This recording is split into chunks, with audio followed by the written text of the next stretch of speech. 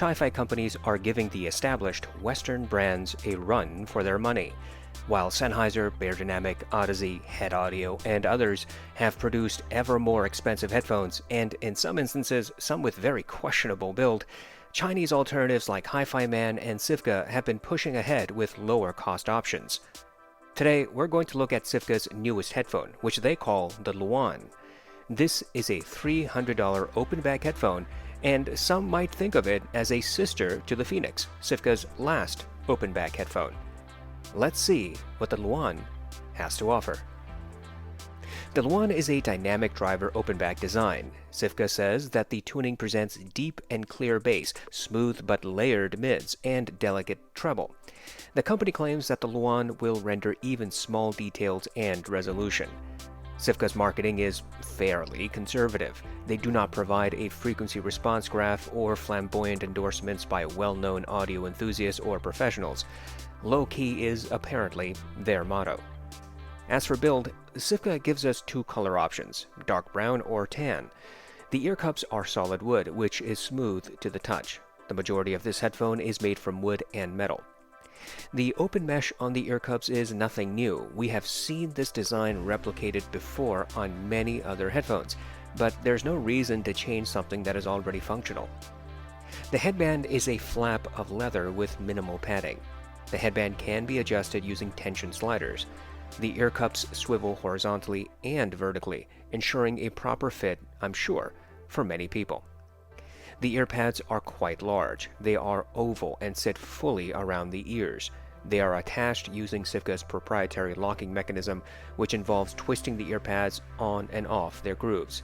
This, of course, severely limits third-party ear pads you may want to try. The clamping force is maybe about average, if not a little bit less. It is less than that of the HD6XX and definitely less than the Sundara. I found the Luan to be a very comfortable headphone to wear, and I could keep them on for several hours at a time. The Luan comes with Sivga's now standard leather protective case. This is the same case that comes with the company's $1,500 Peacock planar magnetic headphones. We also get a rubberized cable that is pliable and transmits minimal microphonics. Sadly, we don't get spare ear pads. Ultimately, the Luan is a well-built, fairly well-accessorized headphone. To test the Luan, I paired it with several devices. This includes my Burson 3 XR, Matrix Mini Pro 3, RME 80i2 DAC, Low 2 PAW 6000, and the EcoZerta ITM03. I listened to my test playlist on Amazon Music HD, lossy tracks on Spotify, and consumed a variety of other streaming content. The Luan is easy to drive. You don't need a powerful amplifier. Sivga says that the Luan has deep bass. My tests indicate that the headphone has a slightly elevated bass response. In Mountains by Hans Zimmer, the Luan did reveal the low rumble that pervades from the beginning of the track. The transience is a bit faster than that of the HD6XX and the Allo S5X. Separation between sub-bass and mid-bass is, I would say, about average, slightly clearer than that of the 6XX, but not quite as clear as the S5X. When the crescendo hit in the middle of the track, the Luan allowed the organ to pierce through the ensemble, and the rolling thunder effect never overwhelmed any of the elements. While individual instruments melded, group sets were fairly easy to pick up. When the vocals chimed in, they rose from the background until they were one step ahead of the instruments. In Conquered by Overwork, the Luan presented the rolling marble sound, which panned from right to left to center. However, I think the S5X more clearly rendered this effect. There are various drums in this track, and the Luan presented them with hard, impactful hits. They sounded more like hard thumps rather than thwacking. Each drum strike was clearer on the Luan than on the 6XX, and louder, more prominent than what I heard on the S5X. I listened to several hip-hop songs, including Pure Water, New Patek, and Reel It In. On each occasion, the Luan did present the subwoofer effects, which sounded similar to what I heard on the S5X and 6XX. The vocals were always two steps ahead of the instruments on the Luan. Finally, I listened to my Sicario soundtrack. I used these songs to listen for any audible bass distortion. Traversing from low to high volumes, I never heard distortion. Overall, The Luan has a moderately elevated bass, which appears to be mostly in the mid-bass. Sub-bass seems close to neutral. Sivga says the mids are smooth. I found that the Luan has slightly forward mids and vocal sibilance is marginally elevated. In Why Am I Like This by Orla Gartland, the Luan presented the vocal center and ahead of the instruments. There was some melding among all the instruments, but nothing sounded veiled or muffled. Orla's voice was always clear and distinct, 1 to 2 steps ahead of the elements. She did get a slight push in her vocal sibilance and grain. However, this emphasis was only marginally greater than what I heard on the 6XX and S5X. On the other hand, the Luan's emphasis of these features was significantly less than that of the HD 560S. In Want You Back by Haim, the Luan again slightly emphasized sibilance. Compared to the 6XX and S5X, this elevation was maybe 2 to 3 decibels at the maximum. The Luan allowed me to hear all 3 vocalists, one in the right, the other in the left, and the principal dead center. When all the instruments played at maximum, these vocalists still remained fairly clear, and with a bit of concentration, I was able to hear all of them. The guitar, piano, and drums melded their notes, but were still distinct. The vocals remained about 2 steps ahead of these elements. In superposition by Young the Giant, the Luan easily rendered the bass, drums, and ukulele, and while they did meld their notes a little bit, all 3 were still clear. The primary male vocalist was dead center. His vocal sibilance was not emphasized. There's a backup vocalist whose voice is layered beneath the primaries. Most headphones and IEMs cannot reveal this detail. The Luan could not either. Between 1 minute and 10 and 1 minute and 20 seconds, there are sharp intakes of breaths. The Luan rendered these details more like shallow gasps. Overall, the Luan has slightly forward mids. Vocals stand apart from instruments. Female artists tend to get a marginal emphasis in sibilance. There's about average clarity in this region. Sivga says that the Luan has gentle treble. I think that the treble has a very minimal emphasis in the lower treble, a dip in the mid-treble, and sounds maybe close to neutral in the upper treble. In Scherzo for X-Wings, the Luan rendered the brass and horns clearly. They were about as clear as on the HD6XX, but marginally clearer on the S5X. The nasally signatures of these instruments was more apparent on the S5X than on the Luan. Separation among the various group sets was similar to that of the 6XX and more obvious on the S5X. At no time did the Luan make any instrument sound harsh or piercing. In Flight from the City, the Luan clearly presented the piano and cello. Both instruments seemed a little closer to the ears than on the S5X. The Luan rendered the electric buzzing effects about as clearly as the 6XX, but the S5X made this detail more obvious. The Luan allowed me to hear the creaking of the wood on the pianist's bench and the shifting of the cello's weight, but not as clearly as on the S5X. In Take 5 by the Dave Brubeck Quartet, the Luan parsed out the drums, piano, saxophone, and bass. The headphone placed each element in its respective position, some on the right, some on the left, and the saxophone in the middle. The saxophone was smooth and never became harsh. The S5X seemed to present a little bit more energy in comparison. On the Luan, the saxophone was in the most obvious instrument, followed by the cymbals, and then others took a few steps into the background. Overall, the Luan renders a fairly easy approach to treble. Nothing sounds harsh or piercing. Some instruments may appear to lack energy or even clarity, but in return there's also less listening fatigue.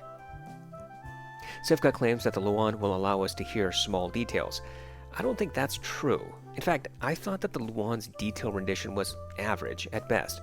Some details were obvious, while others were pushed so far into the background that it was a struggle to hear them, and on some occasions, details were missing altogether.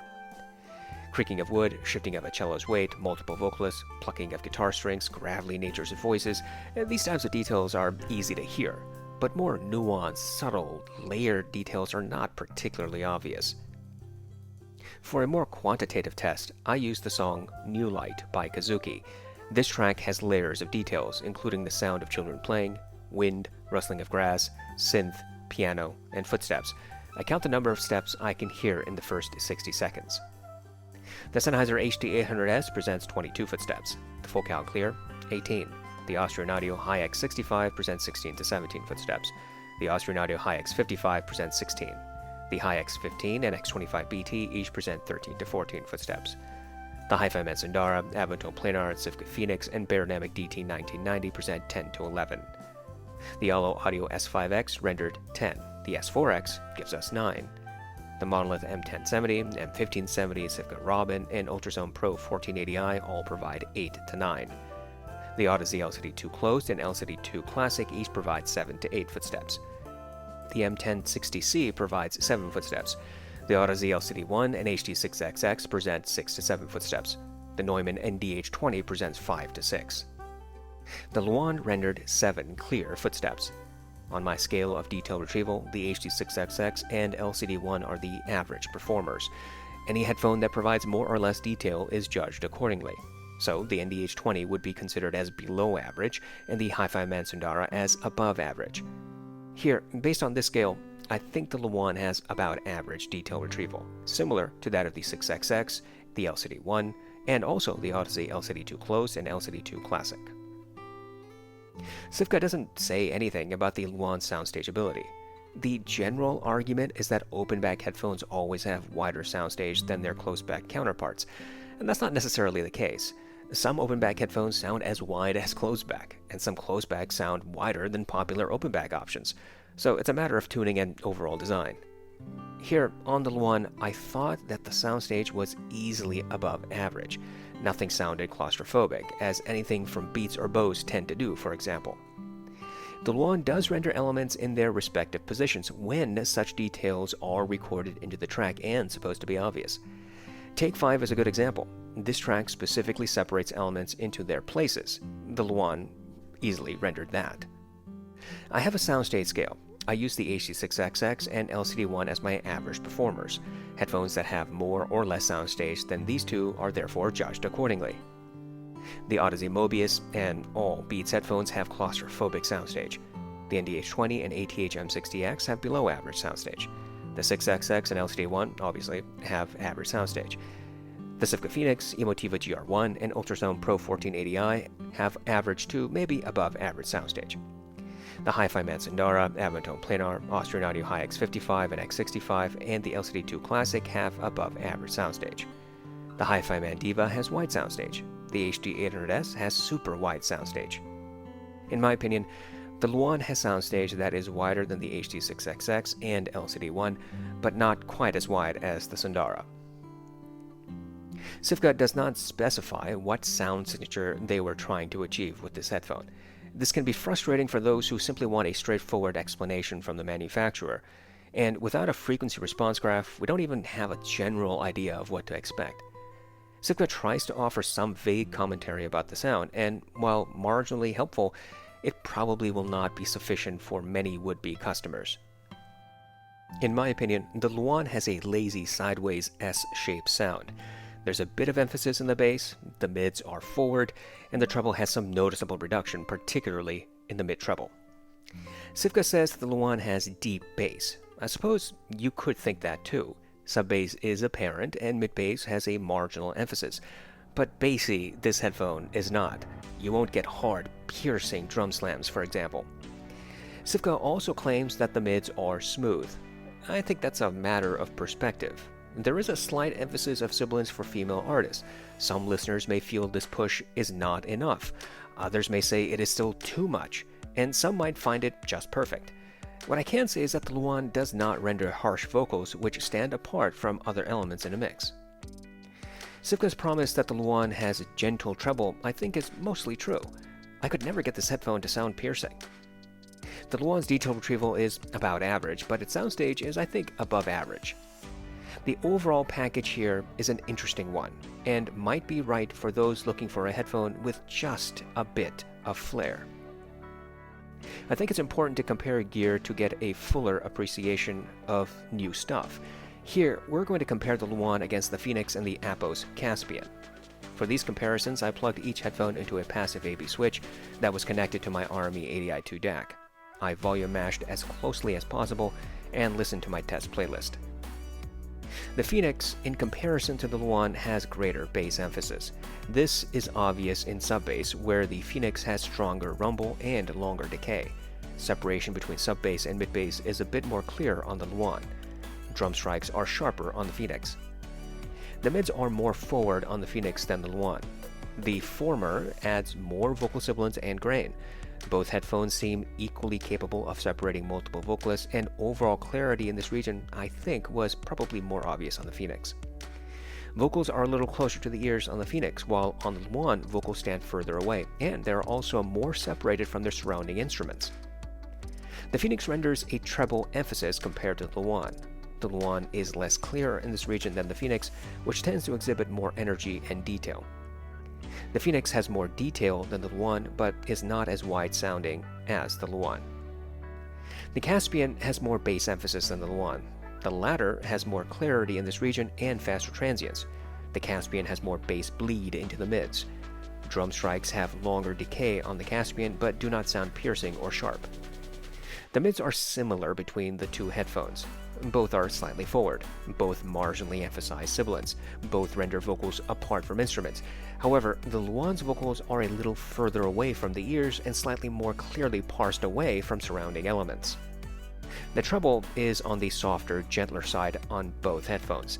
The Caspian has an obvious upper treble roll-off. Clarity in this region is a bit more apparent on the Luan. The Caspian has about as much detail retrieval as the Luan, but the Luan has a bit wider soundstage. Ultimately, the Luan may have similar characteristics to other headphones on the market. After all, there are so many options that similarities are bound to occur. On the other hand, the Luan may offer a package that is unique enough to set it apart from its competitors. It all comes down to your preferences. I strongly believe that Sivga offers a lot for the money. Their headphones have consistently been something to seriously consider.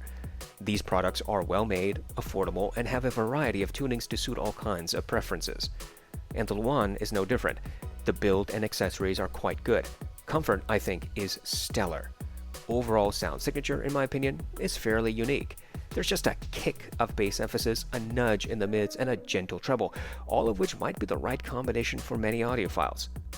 On the other hand, I can also understand why people might say this headphone does not excite them. If treble energy is your thing, then the Luan will not make the grade. The Luan does not sound nearly as relaxed or smooth as the harmonic dyne Zeus or Poseidon. So if you've heard those and did not like their less than exciting tuning, then the Luan might be a deviation that could be the middle option.